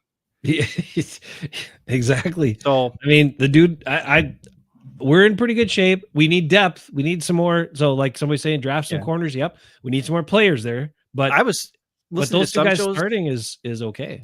There's a lot of people saying that there's a lot of good safeties in this draft, which we don't need anymore. But I don't know. Maybe another safety could help somehow. I don't know. But I guess the corners are okay. There's one guy everybody's saying that if the Packers do have their first round pick, that we're supposed to get him, Benjamin something or other from Notre Dame. I remember it because his name's Benjamin, so I remember his first name is Benjamin, so I remember that. But he's supposed to be the corner that everybody's picking in for the Pack at 23, is to draft this guy at quarterback. He's a little bit smaller, but he's bigger than Jaire. And I saw his interview. He had an interview with Chris Sims, and it was very good. He's like super smart and like, I mean, as far as like in between the ears. Right. That makes a difference. Not a crazy weird guy like Jaire, like a legit smart, like knows what's going on. I mean, he's from Notre Dame, so they usually don't have dumb guys there. So yeah. Well, Jaire's biggest problem is his arrogance, but that's fine. Anyway, I got a painful thing and then a legit comparison, and then we'll end on one take about the draft. Then we're out of here. Okay, sounds good. Here's the pain. Okay, Rasul Douglas in his time. Now think about what could have potentially happened if he was still on the team the last couple of years. Where he felt comfortable, where he felt loved, where he wasn't shipped out of town. He might have played differently this year. You don't know. Maybe not. Whatever. But production. This is production. Rasul Douglas in his time with the Packers. 2,584 snaps. All right. He was targeted 228 times. He had 14 interceptions, 3 returned for touchdowns. 14. Wait a minute. He had 14. Oh no, I'm sorry. This includes the time with the Bills that after he was traded. Okay. So this is those 3 years. So two and a little change with the Packers. He had 5 picks when he went to the Bills. Well, no, he had fumble. He had like 2 fumble recoveries and 3 forced fumbles and also like 4 interceptions. Anyway, so during those 3 seasons. Of Rasul Douglas, 2 and a little change with the Packers. So 2,584 snaps, 45 games. It was 228 targets, 14 interceptions, 3 returned for touchdowns, 40 passes defended, 203 tackles, with an average of 5 targets per game. So with an average of 5 targets per game, he did all that. Where Jaire, with an average of almost 6 targets per game, didn't even do that in terms of interceptions for his whole career. Just a heads up. And then if you want to talk about shutting down or a guy who's actually avoided this span, as far as what you can actually see in the time they've been tracking targets and making it available to us, Richard Sherman from 2018 to 2020. All right. This is not peak Richard Sherman either. This wasn't Seahawks days. This was San Francisco to end of his career. And who was his defensive backs coach? Jeff Hafley. That's right. 34 games. Okay. Just over 2,000 snaps.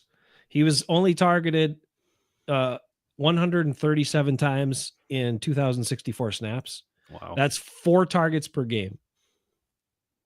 But still, during that time, he had 4 interceptions.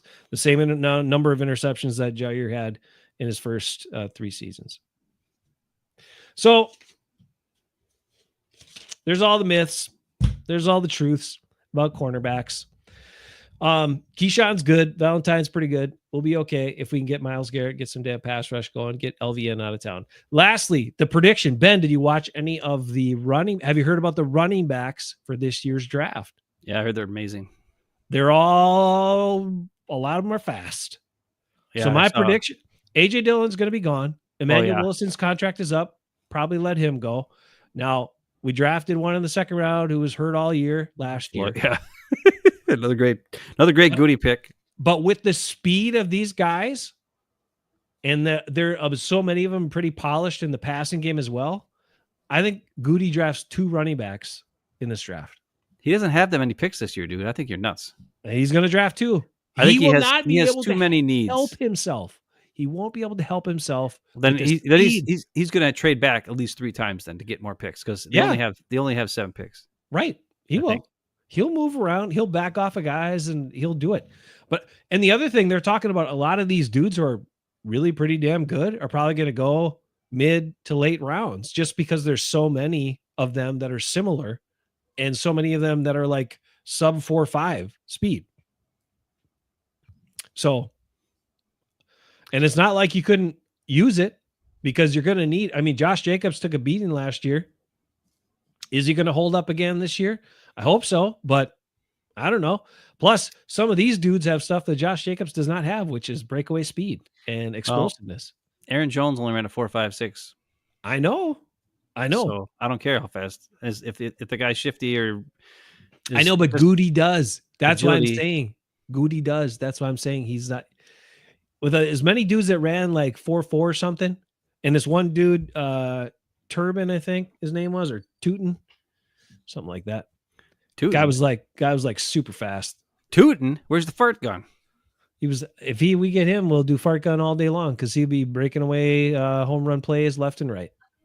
If we get a guy named Tootin, then it sounds like a Packer.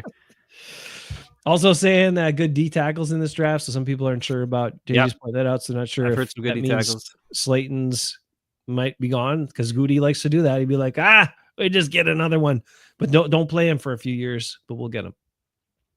There's supposed to be a guy from Oregon. Who's the guy from Oregon? Is that Kenneth Grant, Lee? Anybody know who the guy from Oregon is?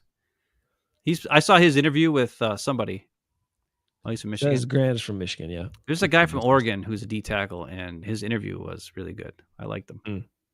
Maybe he was a defensive end. Now I'm thinking about it. I mean, it wouldn't be bad because I don't remember.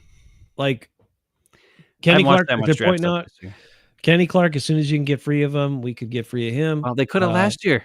That's what I said they should have done, and then they extended them and made it 5 times worse. I know. You got to get younger there too. Derek Harmon. Wyatt's like a part-time dude. Derek Harmon. He's the Oregon DT. Okay. That's a guy that I've seen some people say that's a good pick for a pack. Anyway, I said it here. Gute can't help himself. He's going to draft 2 of these fast running backs. I'm just telling you. I don't think there's not enough picks. And he's going to do it. No. He's going to do it. We have too many holes. We need depth at linebacker again. We need depth at corner. We need he depth doesn't care about holes. We need a big D tackle. If they don't sign back Slayton, then they won't because he's dumb. So there's all these things that they're going to need. They need offensive line depth. I guarantee they will when you draft the running back. Remember the year when they had like all these receivers that are supposed to be good with Chris Olave and all these guys, and the Packers didn't take one receiver even though they needed him really bad? Yeah. Well, same thing. There's going to be a bunch of great halfbacks. He's not going to draft a single one. There's going to be a bunch of great safeties. He's not going to draft a single one. Even though he claims he doesn't draft by need, he only drafts by the best player available. Well, if the best player is safety, then I guess you would take him, even though we have like 5 good safeties all of a sudden. All right, not 5, but we have 3 who are decent. Well, though one of them is not very good when he actually plays safety. He's better when he plays nickel, but that's fine. He talked about for the wide receivers, it wasn't so much about getting a impact player. It was about creating more competition. So those guys would all make each other better. No. Is that what he said? That's what he said. What we need is, I actually was just thinking it. I didn't know if I want to end the show or not, but I was like, I'm thinking we should sign MVS back. Right? Because what we need is speed. Right? Yeah. But think about MVS. Where was he at 2 years ago with the Chiefs? Patrick Mahomes won the MVP. Where was he last year with the Bills? Josh Allen about the MVP. He's fast. Jordan Love should be begging Gute right now to get MVS over here so he can win an MVP. He is exactly what we need. Right. And if you can get him for like $8 million a year or so, that's $8 million worth it because he'll take the top off the defense. Mm-hmm. He's super tall. He's got better hands than Christian Watson. True. Better hands than frickin' Jaden Reed. Oh, had frickin' 9-10 drops last year. Everybody says he's the best receiver on the team somehow. I don't understand that. I know people totally undervalued MVS's his, except us. We never did. We always talked about how important he was to the team, but now they talk about how important Watson was basically in the same role. They say it all the time. It's like, how did you not? Just because MVS was a 5th round pick and this guy's a high second round pick. But he has value And if you've got a bunch of receivers that they have these roles and key things that they're good at that help your offense work, he has exactly, like you say, he has exactly what you need. You don't need him to be this all-around great receiver. You need him to be a fast, tall guy who can run downfield and scare people. That's what he does. Now, if we trade for DK Metcalf, well, then we don't need MVS. Right, that's true. Yeah, I like it. But if we don't trade for DK Metcalf, then I would sign MVS. I would sign him. Yeah.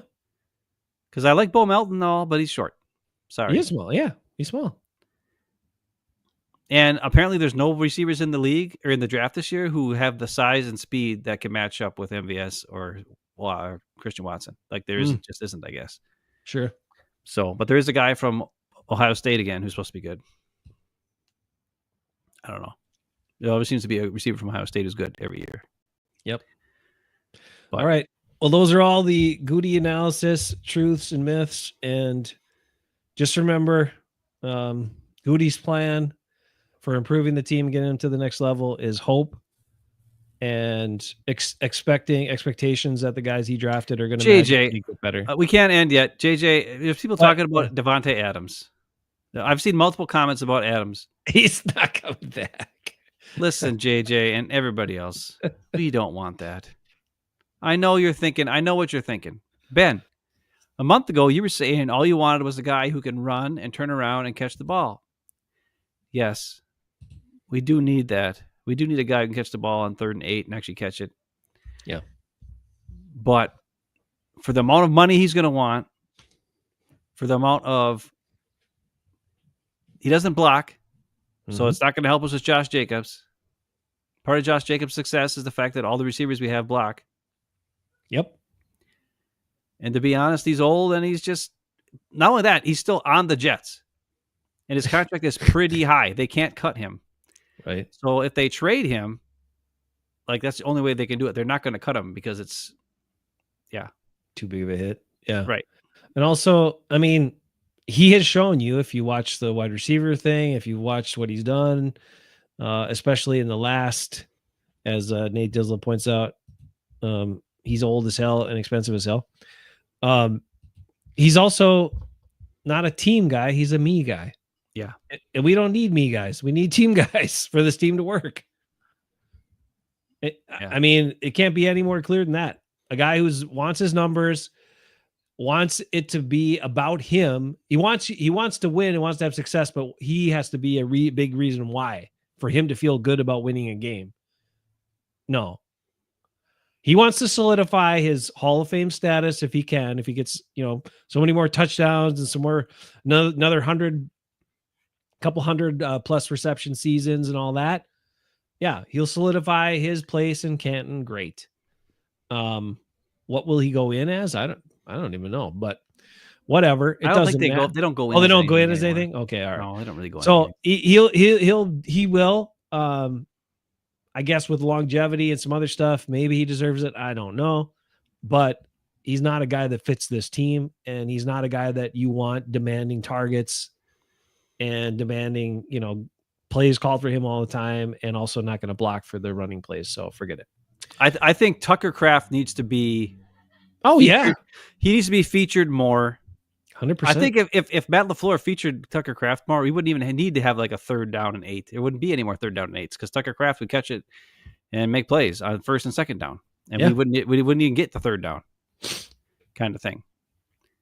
I honestly believe that Tucker Kraft can be that possession guy now. I really do, and I think we should trade Dobbs for DK Metcalf for the speed and the size and the monstrosity. And that'll take off the top. And if we don't, then we have to find another way to do it. Maybe that's Luke Musgrave. Maybe he goes up the seam and uses his speed to take off the top. And then that'll open up things down low for Tucker Kraft and other guys if he's taking away the safeties and linebackers and pulling them out of the middle of the field. And then Tucker Kraft sneaks in behind him. That could work. But he's got all kinds of things. Well, LaFleur's got to. He's got to stay healthy though too. Yes. But also LaFleur has to realize what his players are good at. Exactly. Which is another thing we talked about with the whole Gute thing, where he just wants to, a guy who's good at everything. No, you have a guy who's good at this thing. You make him do the thing he's good at, which then opens up for this guy who's good at the other thing, and then he's good at that and makes a play.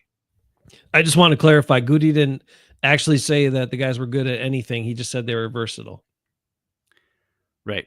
You're right. That doesn't mean that doesn't mean they're good. Doesn't mean they're good at everything. It means they're serviceable at a number of things or everything to the point where they could, be on the team. But it doesn't mean they should be starters in the league, and it doesn't mean they're playing in the right spots. And for a lot of things, you need that to be successful. Nate Dizzle's asking what we think about Musgrave. I'll say this. I listened to a Seahawks podcast the other day because it was after I heard the DK news that there was talks or whatever. And he was saying that he wouldn't want Dobbs, and he also doesn't want Wicks.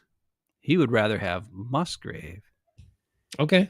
And he said that Musgrave is the better all-around tight end. He said Tucker Kraft is more of just a catch guy who catches the ball. And I'm like, you don't watch Packer games, Seahawk fan. You don't know the truth. Musgrave is a one-trick pony. He just runs and then falls on his face. That's all he does. He doesn't block. He doesn't do anything. He can barely catch the ball. Find the ball in the air half the time. He's got to fall backwards and just catch it half the time. Tucker Kraft is the guy who runs around and blocks pretty good, and then he also catches it and breaks tackles and runs over dudes and frickin' does crazy stuff and does awesome stuff. So like this Seahawks podcast guy was like saying that he thinks that Musgrave would be a better trade because their tight ends are kind of stinky for the Seahawks. That's fine. And I'm fine with that too. I mean, he is a young player, and we wasted a second-round pick on him. But apparently there's quite a few good tight ends this year too. Mm.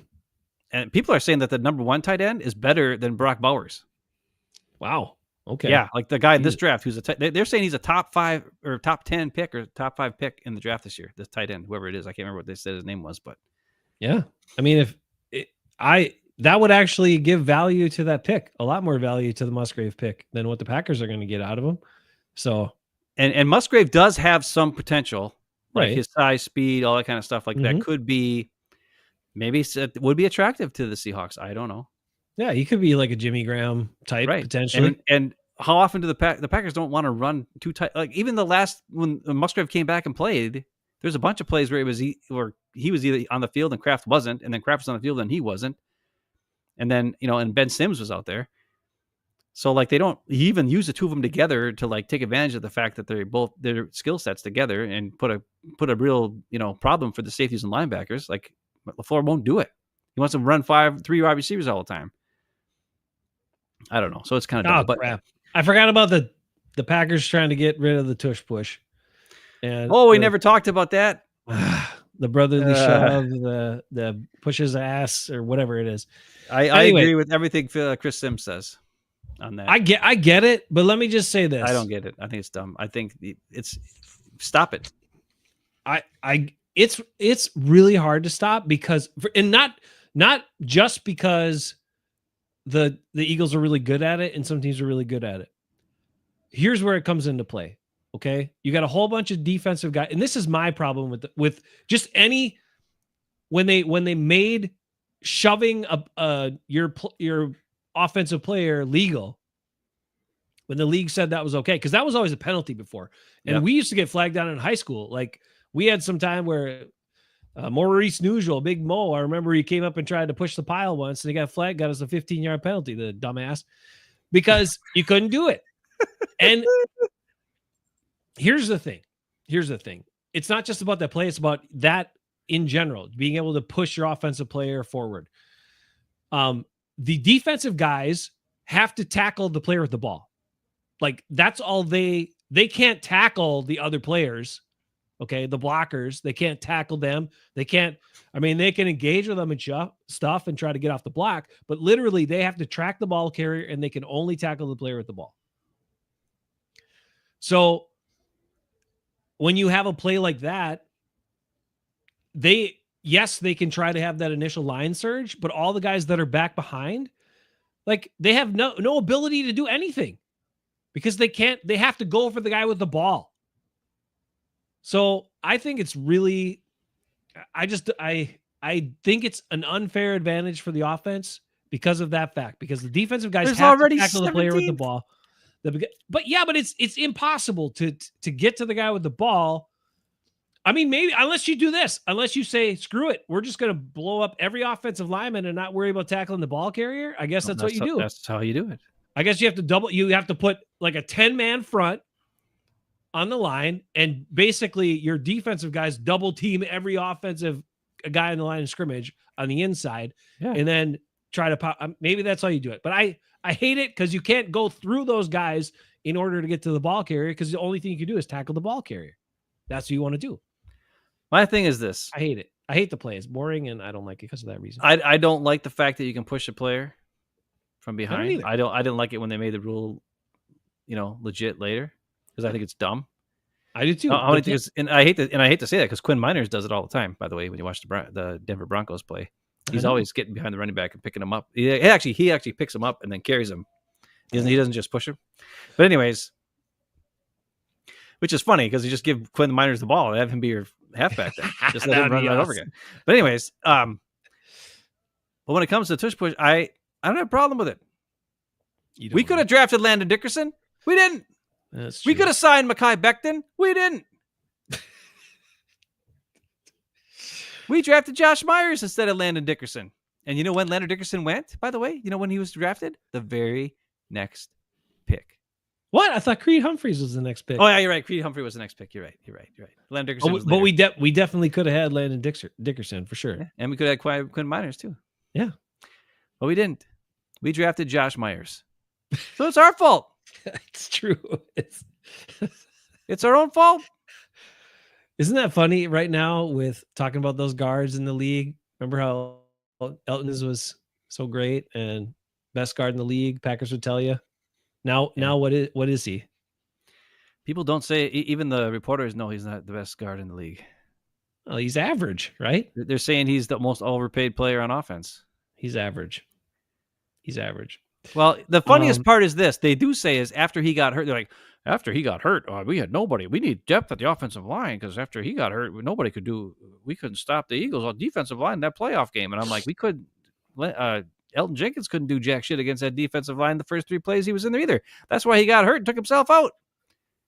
And we showed that play when he's coming around the corner and he was too high and he didn't get low and he got hurt by a corner. Yeah. I mean, what the hell was that? Or a safety? Like a little guy freaking hurt him because he was too high up. I have to laugh because if I don't, then I get mad or I cry. So I got to laugh. Okay, fine. Don't ban the tush push per se, but I hate pushing a player that has the ball because I know that player with the ball, it's up to them to gain as many yards as they can. They shouldn't have assistance in gaining more yards because the defensive guys are not trying to tackle the blocker who's trying to run up the back. They're trying to tackle the guy with the ball. That's when I look at it, that's what I look at it. So they should have never made that legal. They should ban that again because it's stupid. I don't like it. It's not about safety. It's just dumb. It's dumb. It's not fair because defensive dudes got to have all these restrictions put on them already. They're just trying to tackle people in the safe way without getting penalized and yada, yada, yada. And then you can have some 300-pound dudes like come up behind them and shove them when they're just trying to tackle the dude. It's dumb and not fair. I just think here's the thing. If everybody does it and it becomes stupid to watch, like in the playoff game where the one guy for Washington just kept jumping early and causing penalties. What's the only way to stop it? He had to fly over the top before they can get going. But like if that becomes an issue where the guys just keep doing that, and if every team is able to perfect it and make it so that 3rd and 1 or 4th and 1 or 4th and 1.5 doesn't mean anything anymore, then the NFL will do something. But when it's just one team that's doing it and being super successful, I don't think they're going to do anything about it because it's not really affecting the enjoyment of the game for anybody except for in that playoff game. When the Washington player, that linebacker, got super pissed and he just said, screw it. And he just kept jumping early all the time. Yeah. And if that keeps happening, it's good. Obviously, they said it's going to be a penalty against the defense for delay a game or whatever because they kept doing it. But, I mean, nobody's going to do that when it's 4th and 1, right? They're only going to do it when it's like, for a 4th and goal from the 2 or whatever. Then they'll do it because, what's the penalty? You're not only losing like a yard. Who gives a crap? Yeah. And what are you going to lose, an inch? Yippee. Yeah. But it did make it a farce, right? It was funny to watch, and then it also, delayed the game, made you watch it, and you're like, okay, guy, I got it. After the 3rd time, I'm like, okay. And that's the only way they could possibly stop it. But I'll tell you this much: if the Packers don't sign TJ Slayton, every team's going to do it against us, and they're going to be successful because we got nobody to stop it. That's true. The difference in TJ Slayton, when TJ Slayton against the run, when TJ Slayton was in the game, and there was a running play against the Packers, it was 3-point-something yards per carry. When TJ Slayton was not in the game, and it was a running play against the Packers, 6-point-something yards per carry. Oof. That's not a stat I'm making up. It's the truth. One guy made that much of a difference. Now, is TJ Slayton in the game in short yardage situations? Yes. Is TJ Slayton more likely in a game when it's a running play? Yes. Is it more likely in a 3rd down and 7 that they do a draw play to try to get some, trick the defense, and then they maybe get 5-6 yards on that play because the defense was expecting to rush the passer, and then they did a draw play instead? Yes, that happens. And there are other times where the quarterback extends plays and then he runs for a bunch of yards, and that counts as a running play for extra yards. Yes. So does the stat exactly mean that TJ Slayton is worth 3 yards of better defense against the run? No. But I think the stat does mean that TJ Slayton is valuable as a run stopper and valuable to a team as a tough, big monster defensive tackle. And somebody's going to pay him. Yep. If they're smart and they watch the film and they also look at the stats and they're smart enough, they will pay him some money. And I just hope the Packers are smart enough. They should have been smart enough. We talked about it last summer. We said they should have signed him to the extension and cut Kenny Clark. Yep. I talked about it last summer. It would have saved them money on the cap. Less than Kenny Clark. Yes. They would have saved more money by signing him to an extension and cutting Kenny Clark last year. And instead, they signed Kenny Clark to an extension, which made his cap hit ridiculous this year. So they can't even cut him because it's going to cost us money to cut him. Yikes. I mean, they could cut him. They might have enough salary cap to wiggle with, but it'd be dumb. Might as well just keep him on the team because you're going to lose like $5 million. It's just stupid. So anyways, the show's been going on for too long, but that's just, I'm sorry. another thing that when you're watching, I just don't think it's fun. I think it's good. It changes every, like there's cycles, right? Yeah. When you watched before, it was thin defensive lines to get to the quarterback and pass rush, right? And the Eagles were like, oh yeah, well, we're going to play with big monster freaking offensive linemen and just dominate you. If you're going to put these little fast little guys out there who are good at pass rushing, fine. They're great at pass rushing. We're going to run it all the time and you're never going to stop us. We're going to make 4th and 1 not mean anything. We're going to make 3rd and 2 not mean anything because we're always going to have 4 downs to work with. As long as we get within 2 yards of the first down marker, we're going for it on 4th down. We'll run it on every damn play if we have to because you went for the fast, quick guys who can attack the, make plays in the passing defense. And we're going to play tough and big on the running game.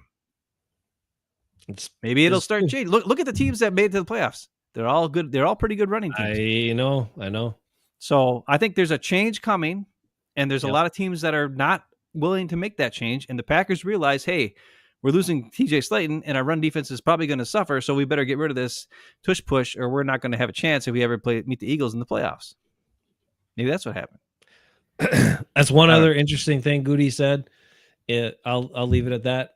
Is that he talked about how the Packers don't really, they're aware of what other teams are doing, but they don't really focus on other teams about beating certain other teams or getting better than certain other teams. They just focused on, what they need to do to be their best or something.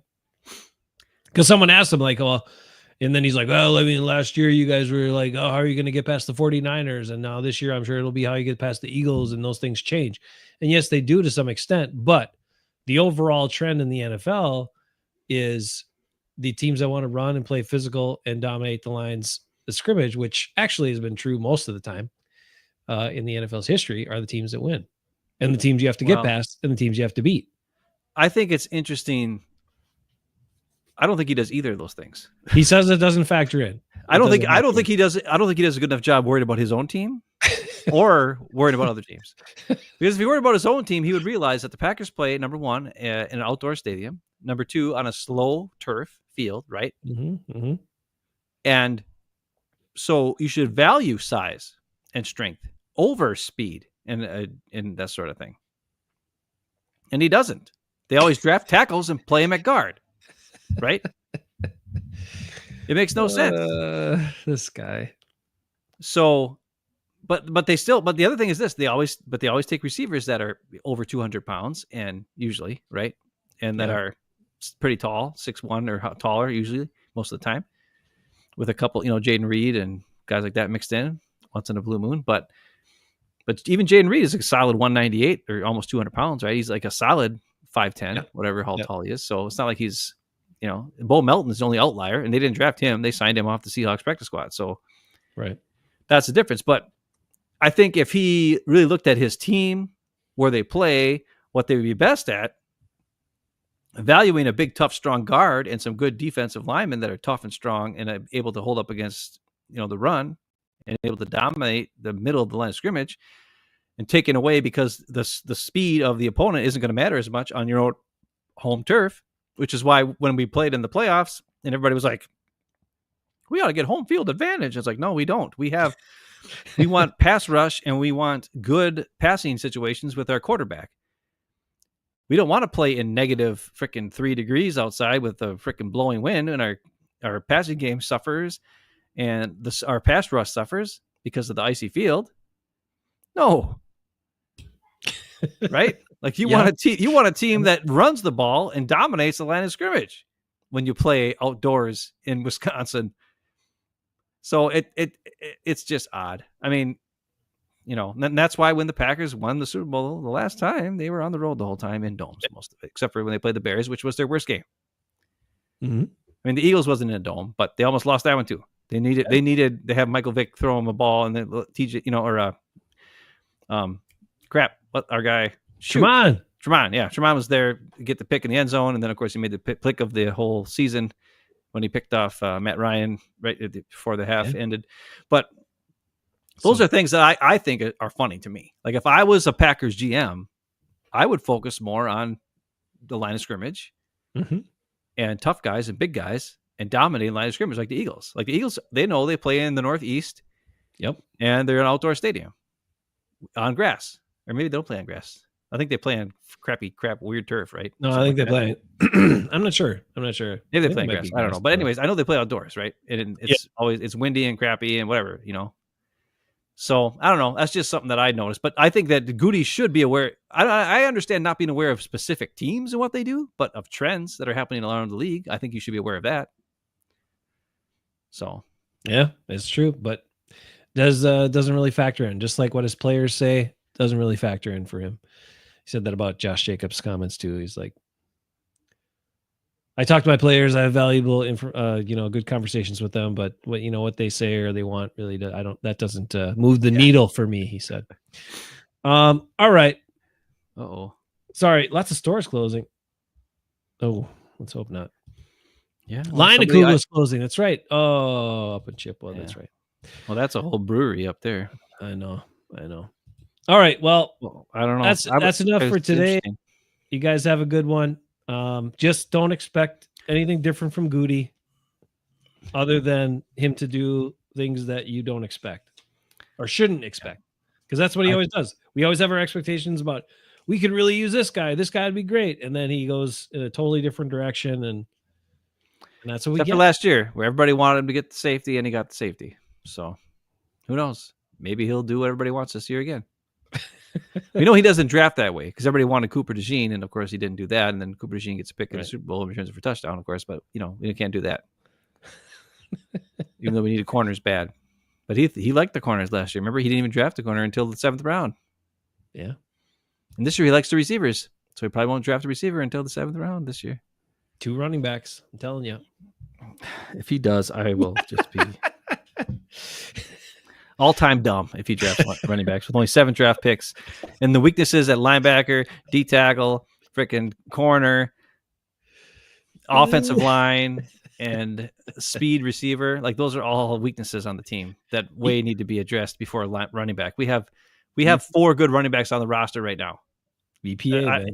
And that's if Floyd is good. I don't know if he's good or not, but Nobody's going to sign Emmanuel Wilson. We can get him for nothing. We can get him back. I know, but they won't sign him back because they can draft as one of these speedsters. I still think he's a exclusive rights free agent. I don't think he is. Oh, is he? Okay. Yeah, well, they won't give up. I could be wrong, but I'm almost positive he's back for this year.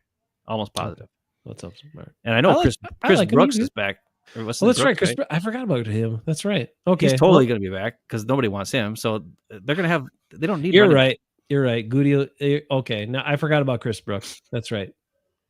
Okay. All right. Fine. Yeah. Now, if there is a guy who's like a monster, I think if there is a guy who falls to like the 4th, 5th round and he runs a 4.4, yeah, and he's a small, fast guy, I think he's still around. Gute will take him. Yeah, because we don't have that guy. We don't have the quick. I know Floyd is fast, but right, he's different. We haven't seen shifty. Him. He's not that shifty. Right, we haven't seen him play yet, so we don't really know how good he is. And he's still a little bigger. Most of these guys are like a lot of these quicker guys are like 5'9", 5'10", around 200 pounds. Somewhere around there. Versus Floyd's like 221 or something like that. He's a kind of a beast. So. Yeah. Well, all right, just one. Then I forgot about Chris Brooks. I take it back. One running back, but Gute will not be able to resist getting one of these fast running backs. I'm telling you. Hopefully, it's the right one. That's all I can say. Do you think AJ Dillon will be able to sign with any team? No, I think he's done. I think he is out of the league, and then I think the Packers sign him as a running backs coach. Just because he's such a fan favorite and he is a nice guy. County anyway, good dude, knows the system. I would do it. Why not? He can teach. He can be running backs coach. I feel bad because he's one of my favorite humans, but he's a good dude. I don't think It's so sad because just even 2 years ago, I was contemplating getting his jersey. It was between him, Aaron Jones, and Rasul Douglas, and of course I chose Rasul Douglas. Cursed him. Bit me in the nuts on that one. Gute. Well, you would have got all those guys. I know. I'd be pissed no matter what. But at least the Aaron Jones jersey you can wear forever, and people won't look at you weird. You wear a Rasul Douglas jersey, people will be like, first of all, they're going to think you're wearing Xavier McKinney's jersey from the front. Oh, and I am not. Rasul Douglas is a better player than Xavier McKinney by at least a little bit. Man, Rasul could have been safety. But McKinney's still the best player on our team, and he was not drafted by Gute. Oop. Gute's doing a good job with his picks, though. All right, everybody, we'll see you later. Have a good one. Sorry to drop all the reality on you, but don't get too excited about what Brian Gutekunst is going to do. But have faith. Like Eckes, Packers will still be competitive, I think. Eckes is like, I got to trust it. I got to trust in Gute. No, you don't. And you shouldn't. But that's what Eckes always says. You guys make a lot of good points, but I got to trust in Gute. That's what Eckes always says. But somehow the Packers will still find a way to be competitive. So we'll see how it goes. All right. Be good, everybody. I'll catch you later. Tell me why